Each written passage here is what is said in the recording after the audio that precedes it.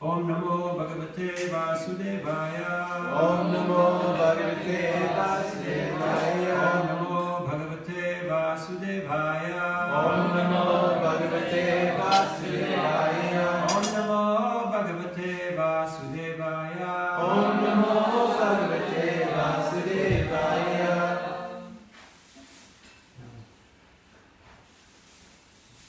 Reading from Srimad Bhagavatam, 3rd Canto, 6th chapter, text number 12.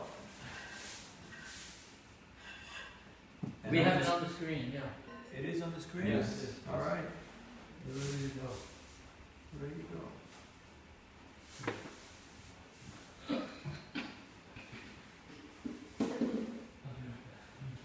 Tasyagirasya nirbhinnam. Tasyagirasya nirbhinnam. Lokapalo vishatpadam. Lokapalo vishatpadam. Vachasvanshena vaktavyam. Vachasvanshena vaktavyam. Yayasau pratipadyate. Yayasau pratipadyate. Tasyagirasyam nirbhinam.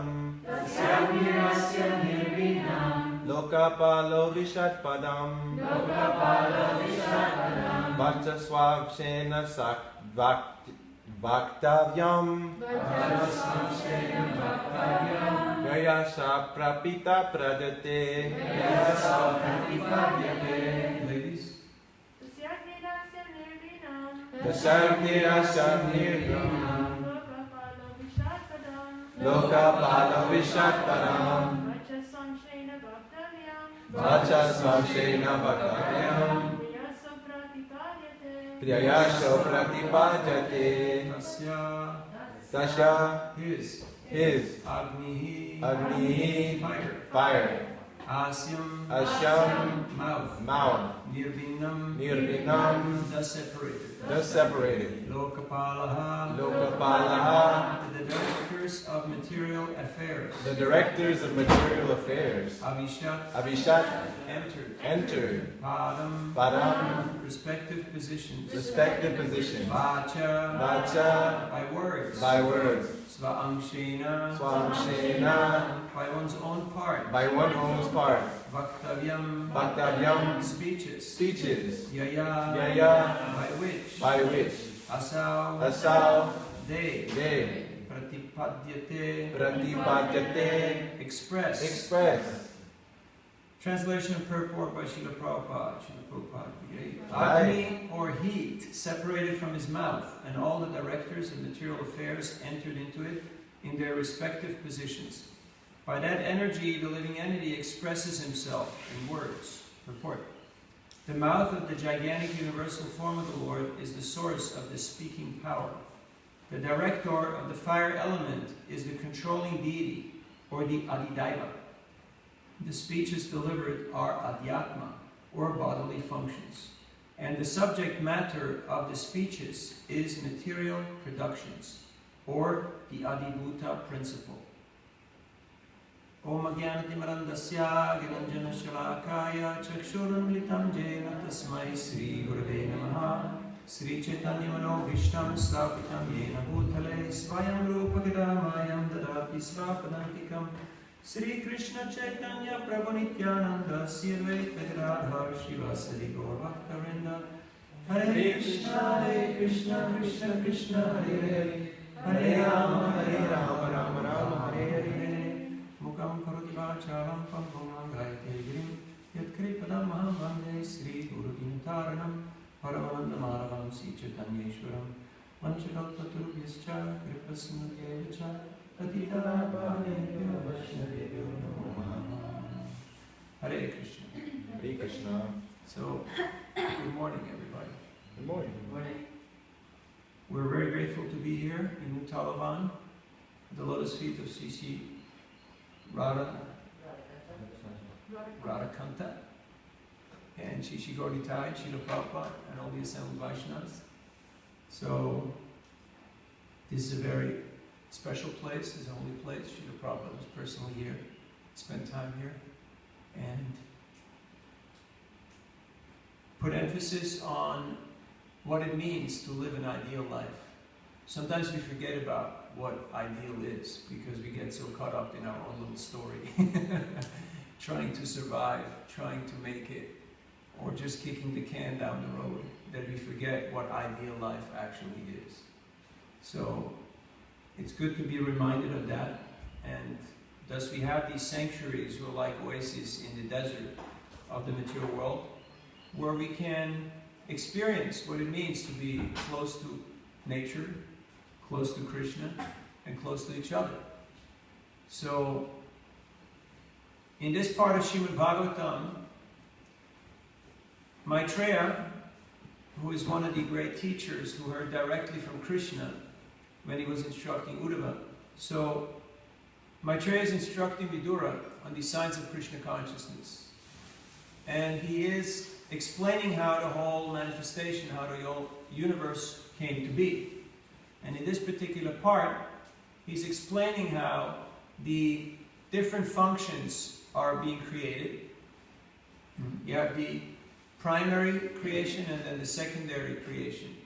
So he's explaining how the function of speech is being created.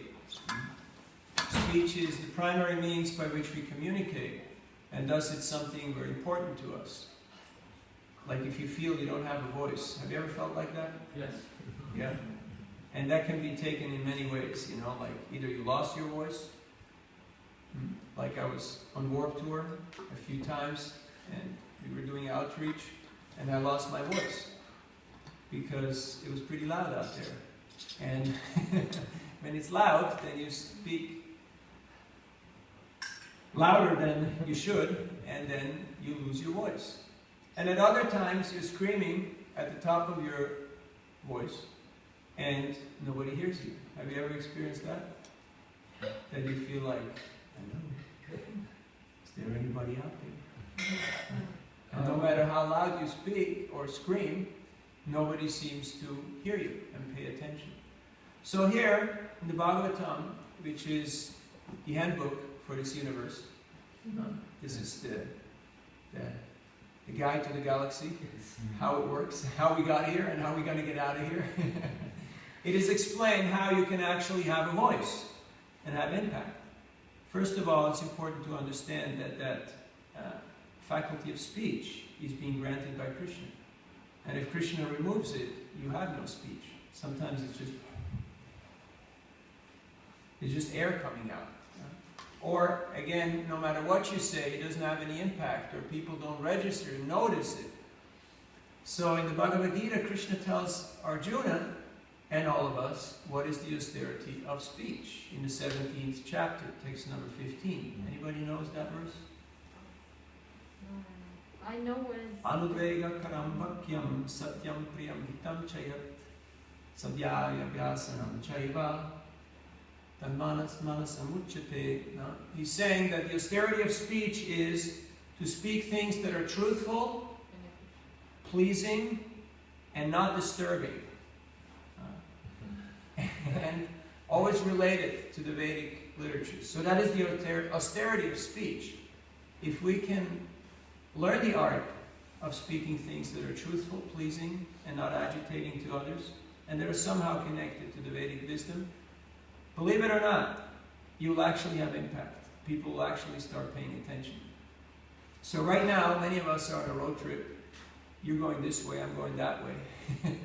But we're all trying to go somewhere in this universe. In fact, the living entity is known as Sarvagata, or the living entity is all pervasive. There's living entities everywhere. There's living entities in water, in fire, in ice. There's living entities everywhere, even in rocks, believe it or not.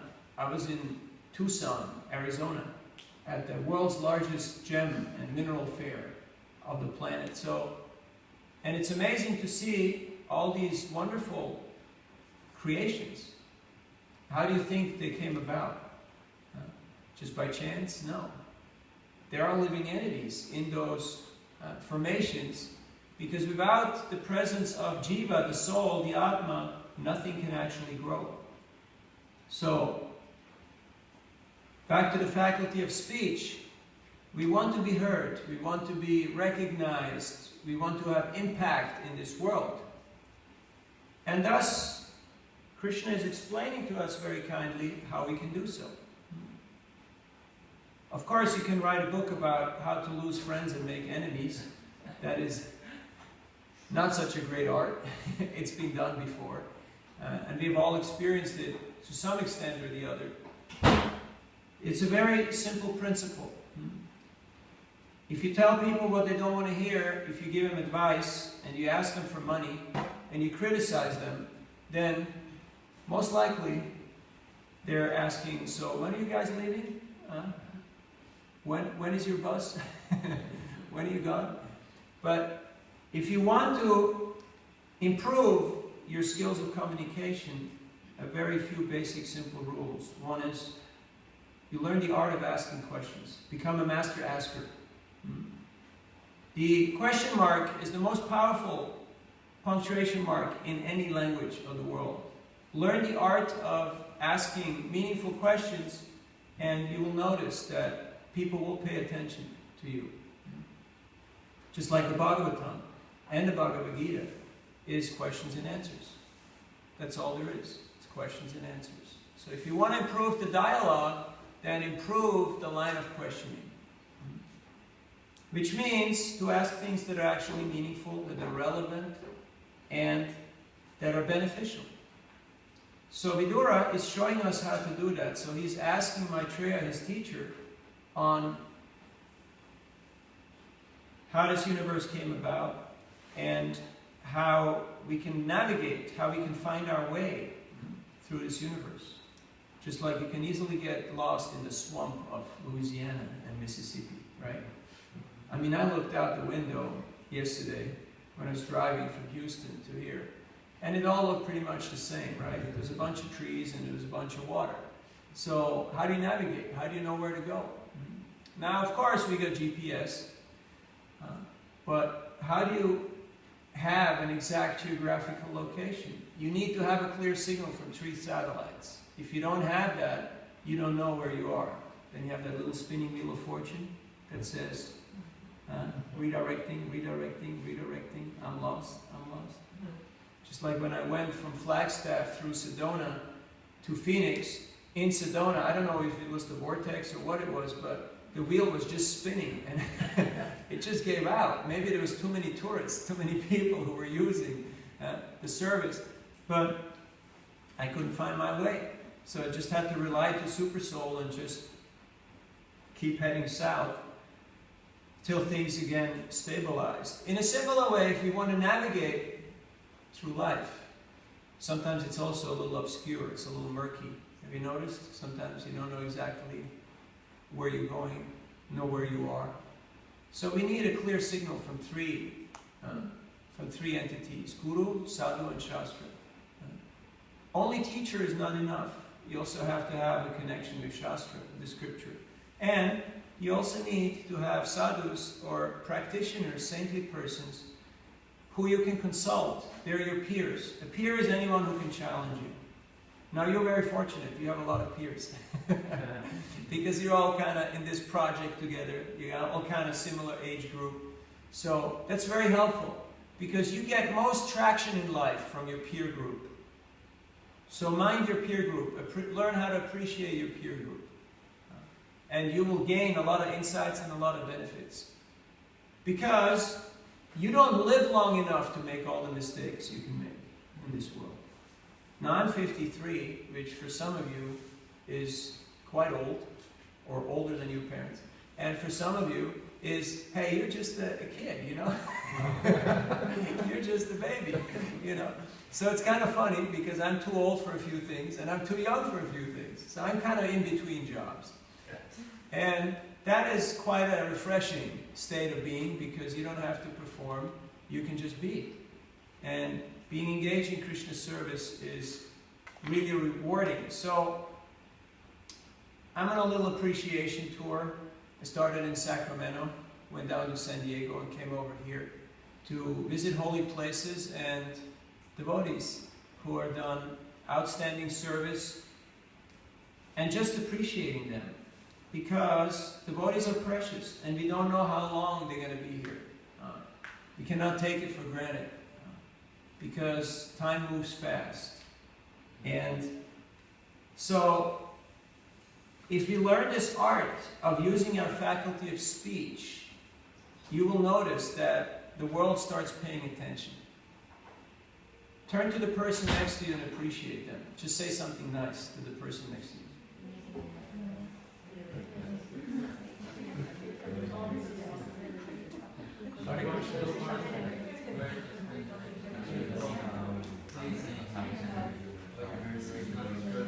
You guys have a great presence. Thank you for hosting me, tolerating me, and giving me the opportunity to address it. Turn around, make sure everybody says something nice to the person next to each other. Thank you guys for your presence. Y'all are wonderful, beautiful souls. Thank you. Thank you. It encourages me so much to have association with you. You know, it gives me so much. Okay, stop it. It's terrible. It's terrible, right? It's awful, right? You can't stand it, isn't it? No, if you say something nice, people actually start paying attention.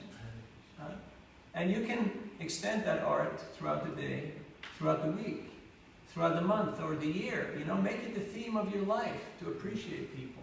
And I guarantee you, your quality of life will increase exponentially.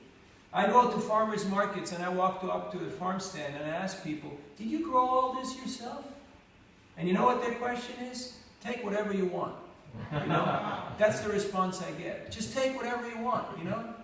You're the first guy who actually appreciates what I'm doing here. It's hard work going out there, plowing the land, taking out the weeds, fighting off the groundhogs, the deer, you know, the hurricanes, and the management, and whoever else is not really, you know, commuting to your effort. It's hard work. So if you learn the art of appreciating people, the world will eat out of the palm of your hand. Call your mom and your dad today and say, hey, I miss you, you know, thanks for putting up with me, and you know, doing what you did. And then you hear that little silence, you know, on the phone, kind of goes silent. And then they're like, are you in prison? You know? How much you want? Like, you know, what happened, you know? Did you total the car? What do you need, you know? Send guns, lawyers, and money, right? So, don't hold your breath till anybody will appreciate you. But here, these books, they exist. Why? Because Prabhupada stayed up every night. Every single night he stayed up and translated 6 pages. Now I know some of you are still fairly young, but you're still trying to get in your your sleep, right? Like I saw this morning after Mount Lordy, some people disappeared. Some went to chant in scenic places. And others got convinced by the mind who told them that if you don't go and take rest right now, you're going to die. Have you ever heard that? Has your mind ever told you that? If you don't go to sleep right now, you're going to die. I guarantee you that. And then you tell the mind, hey, I'm 21, you know. If I miss an hour of sleep, I don't really die. I'm still okay. I mean, I do need sleep at some point, but so we have these books because Prabhupada stayed up every night for several hours and translated these books. Not just translated, but gave his own realizations. Because you can get information from many places, but if you want transformation, you need application. And that means you need somebody who has walked the path and has put in the effort and applied themselves to the science. And that's why we're here jamming about the Bhagavatam. So that we don't get jammed by material nature, who will bombard us with adibhuta. We have so many influences, so much sensory input is there all throughout our day that we can get stuck somewhere in the swamp. And we may not find our way out of this maze. But if we're connected through Adidaiva, through the higher entities who are controlling and ruling this universe, to Adiyagya, who is the Supreme Lord, Krishna, who has actually created this entire creation, then there is hope that we can navigate through this world of names successfully.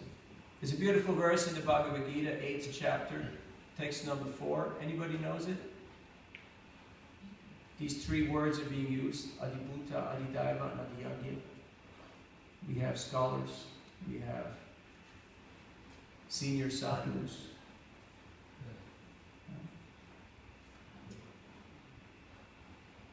You can always ask Guru, okay? 8.4. Adibhutam ksharo bhava purushascha didaivatam adiyagyo hamevatra dehe deha vritam vara. Translation: O best of embodied beings, the physical nature which is constantly changing is called Adibhuta, the material manifestation. The universal form of the Lord, which includes all the demigods, like those of the sun and moon, is called Adidaiva. And I, the Supreme Lord, represented as the Super Soul, in the heart of every embodied being, am called Adiyagya, the Lord of Sacrifice. You can read the purport later on. We're having a short class because we're all on a mission of sorts to get places and meet people. And the greatest art is to be present right now in the moment. If you want to give somebody the greatest gift, you give them undivided attention. Because that's what kids want from their parents. It's not more stuff, more gift cards. It's undivided attention. And you can only give what you got. So if you don't have it, you can't give it. And how do you get undivided attention? Hare Krishna, Krishna Krishna, Hare Hare, Hare Rama, Rama Rama, Hare Hare. Have you ever had somebody who paid undivided attention to you? It's life-changing. It really captures your heart. That's what Prabhupada did. And that's why he captured so many hearts. And he kept people going for decades, for their whole lifetime. Because not only gave them undivided attention, but he infused them with the potency to actually change their lives. And not only that, but to change other people's lives. Because Guru Parampara is not a hybrid, you know. When you're farming, you got to make sure that you get the real potency. You're not dealing with hybrids that will, you know, actually be knocked in very short time. But you want to make sure that it's a sustainable process. So this process of disciplic succession is ongoing. And as Srila Prabhupada was and still is teaching, so are the current devotees and the future devotees. So that if you were to come in hundreds of years and you would hear a class on this verse, you will get what we just described, plus so much more of realization and experience. And that is the beauty of this Krishna consciousness movement. So we're very fortunate, and we're here to appreciate and honor the devotees who have dedicated their lives to keep this sanctuary, this oasis, this beautiful project going, and who make it what it is, and of attracting us to come here and giving us shelter in this desert in the mature world. I just drove from San Diego over the desert of California, Arizona, New Mexico, and Texas, and Louisiana, up here. And, you know, it's a long road through the desert. If you're on that horse with no name, you know, it's a long road. It's a long haul. And you need a little help from your friends. As Krishna's Kaviraj Goswami says, that I'm lame and blind, and it's only by the stick of the mercy of the Vaishnavas that I can actually move, and I can do what I'm supposed to be doing. And then you have precious realizations along the trail, which come through the process of yajna, sacrifice. If you want something, you've got to be able to give something. Without sacrifice, there is no result. There is no fruit. So, as I mentioned earlier, I was just in Tucson, and besides meeting Sandamani and her team and all the wonderful devotees there who are doing wonderful services, I went to the gem fair. And they had distributed so much prasadam there to all the vendors that I could just walk up to any person who had a shop and ask them, so how was lunch, you know? And then give them books. It was about as easy as fishing in a barrel with dynamite, you know? I mean, we don't fish, but... And I met exceptional people who were touched by Krishna's potency. I met one person, he's Russian, and he had actually 3 different shops in different fairs, because there's about 25 venues all over Tucson where they sell these gems, minerals, and crystals. So, very high-end, very, very established kind of a vendor. So I showed him, and he said, oh, Bhagavad Gita, Veda, yeah, I know. I said, it's nice, you can keep for your team. So he went to get a donation, and then he held out his hands like this. And he said, guess what I have in my hands? And I looked him in the eye, point blank, and I said, it's $108. The same spirit that's in your heart is also in my heart. And if you connect through selfless service, you know what you're supposed to be knowing. And his jaw almost dropped, you know. So he handed me the $108, and nothing else was said. So, you know, sometimes no words are spoken, but everything is being said. And sometimes there's a lot of speaking, but not much is being communicated. Then I went around, and there was a young man up on the first floor of a motel, because the small vendors just work out of motel rooms. Their motel room is their showroom. And so he put up a sign up there. And when he saw me, he said, Krishna is such a rascal. He's such a trickster. Because he was a devotee for 5 years with RBC distributing books. His name is Shyamananda. And now he's trying to forget Krishna, but wherever he goes, Krishna shows up. And says, hi, how are you doing today? I'm already here. I've been waiting for you. And so I just went and I gave him a big hug and gave him prasadam, and then I asked him, do you have a Bhagavad Gita? And he said, no, I don't have any books. So I gave him some books, and he went to get his donation. And I told him 108 is auspicious. So he got me his $108, and then I said, you know, Krishna has given you everything, so there are no complaints, isn't it? And he said, no, everything is perfect. But it's just amazing how Krishna is he's such a prankster, he's such a cheater.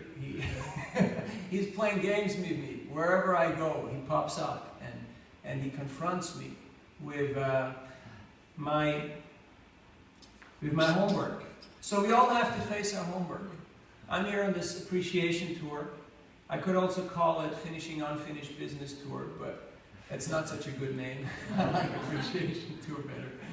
And I met one old friend that in the last few times we met, I didn't feel so happy, so I went to meet him. And I just wanted to appreciate him. And I told him that I really respect you and appreciate you for who you are and what you do. And I've said what I said before, that the last few times I didn't feel so happy when we met. And probably I've neglected you or I've offended you, so please forgive me for that. You know, life is short in this body, and I can't have any animosity towards devotees. what to speak of friends and people who I admire. So I like to offer my apologies and respect. And he looked at me and he said, Navina, if you had done or said something to upset me, I would remember it, believe me. But there's nothing there. So I have to conclude that it was me who offended you because you're feeling that way. So we both paid our respects and embraced each other.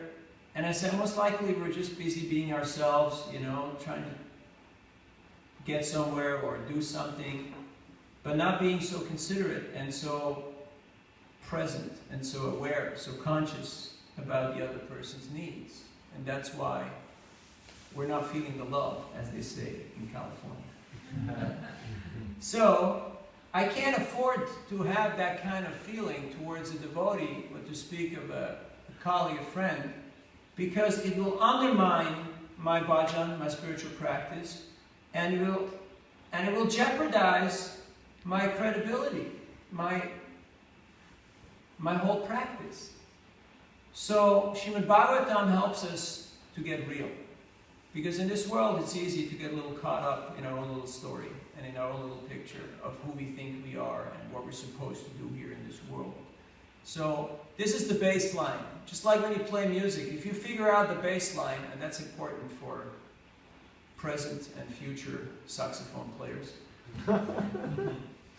If you understand the baseline or the theme, you can play any instrument. It's not a problem. Because you understand the topic that's being narrated. So what is the theme here? The theme here is the faculty of speech and how we can actually improve our lives by improving the way we communicate. You will see that if you improve your conversation, people will start paying attention and you will get a much better response. So, these are some short reflections. I like to finish with one small story. I was distributing Prabhupada's books in San Francisco and Market and Powell. I don't know if I told you that story at Krishna House or not. I'll make it brief. But some of you were not there. And I met a man and he looked at the book and he said, I met this man. And I said, very unlikely, he was already passed away since 77. He said, I'm from New York. I was there in 67. I walked into the storefront. They told me to go up to the apartment. That's the fun in San Francisco. You meet people who met Prabhupada every week. and then I went into his room. He sat at the low desk and was writing. And then it was mystical. For 40 minutes, he didn't say anything. And I didn't say anything. Because he knew that I knew that he knew. Now that's San Francisco.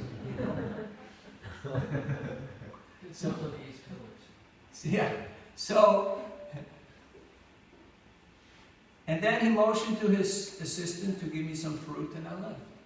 This man had to wait for 50 years before he got a book of Prabhupada. Why? Because he couldn't hear Prabhupada when he was right in front of him. So sometimes our coconut is so thick that we just can't get it, even though we're right there. And Krishna, through material energy, has to arrange some circumstance, some situations where there's an opening, and it might be painful, or it might be a little shocking, but he will arrange that we have an opportunity to get that connection. In the last paragraph of 10.10, Tesham Satadayuktanam Bhagavat Tesham Satadayuktanam Bhajatam Pritipurvakam, thank you, Dadami Buddhayogam Tam Yenamam Upayanti Te, of that beautiful verse of the Bhagavad Gita. In the last purport, the last paragraph of the purport, Prabhupada says something very beautiful.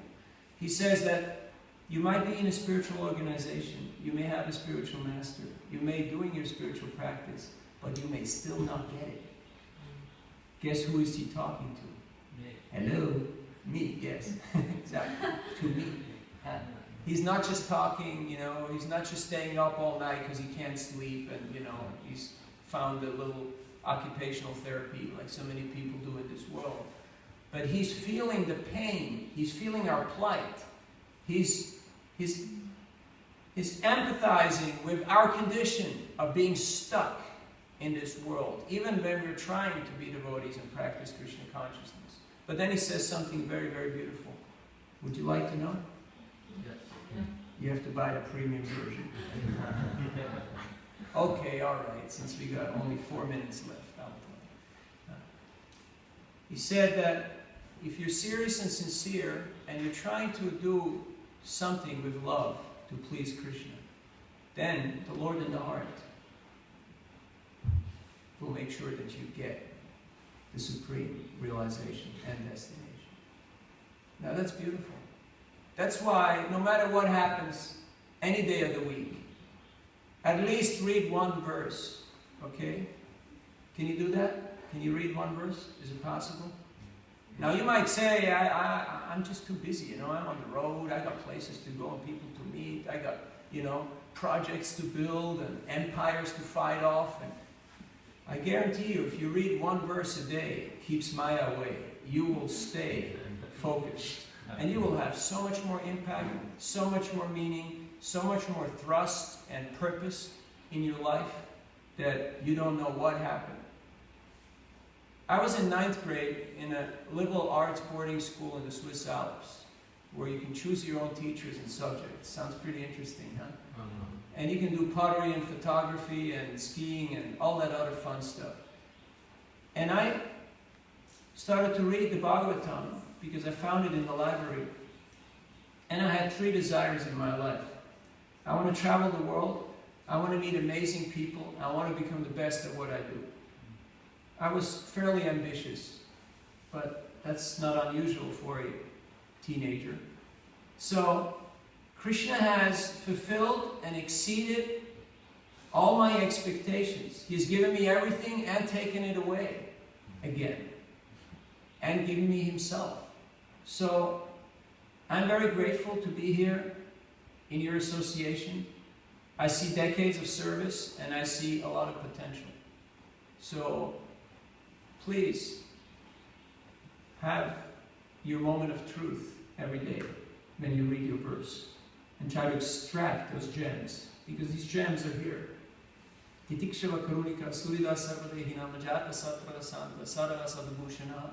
The ornaments on a devotee are not his or her jewelry or gadgets or attitude, but they are your good qualities, your character, your tolerance, your compassion, your kindness, your truthfulness, your service attitude. These are your ornaments, these are jewels. If you have those, if you have service attitude and appreciation, everybody wants you on their team. People will come knocking on your door, they want you on their team, on their project. But you can have 3 PhDs and 10 million in the bank. If your attitude is not Krishna conscious, nobody wants to be near you. Nobody wants to hear you. So these are some reflections on this verse. Thank you for your kind attention. And I know it's a long road. You're going to be heading that way to Houston. You're going to get over a lot of bridges and see a lot of water and trees. So I just thought I'd give you a few reflections because I just came from over there. And it's the same like over here, because your mind travels with you wherever you go. So learn to be mindful, and you learn that through the practice of chanting Hare Krishna. So that's the greatest gift that Prabhupada came to give. That's the only thing that keeps